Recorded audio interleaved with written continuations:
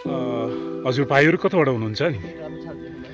ए अनि कहिले आउनुभयो जिरी? हिजो 11 बजेतिर आइपुगेको थियो। काठमाडौँको धुवा धुलोदेखि टाढा त्यतिकै स्विजरल्यान्ड भने होइन, घुम्दै फिर्दै यो ठाउँमा आउनु होला तपाईँहरू नि पक्कै, धेरै राम्रो छ। अनि अहिले तपाईँहरू यहाँ जिरेश्वरी मन्दिर आइपुग्नु भएको छ है? अनि कस्तो लागिरहेछ तपाईँहरूलाई यो?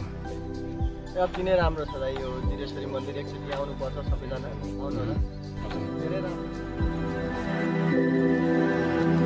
अहिले हाम्रो वैद्येश्वर कुमारीबाट चाहिँ जिरी भ्रमणका लागि हामी आइरहेका छौँ र जिरी भ्रमणमा भएको सांस्कृतिक हिसाबले महत्त्वका चाहिँ मन्दिरहरू जस्तै जिरेश्वरी मन्दिरहरू अनि त्यस पछाडि प्राकृतिक हिसाबले अब यहाँका चाहिँ अन्य वनस्पतिहरू र सरकारी निकायहरू, विद्यालय, कलेज अनि सबैभन्दा महत्त्वपूर्ण जेटिएस विद्यालय र पुरानो र अनि ऐतिहासिक विद्यालय जिरी माध्यमिक विद्यालय, यी सबैको अवलोकनका लागि हामी अहिले जिरी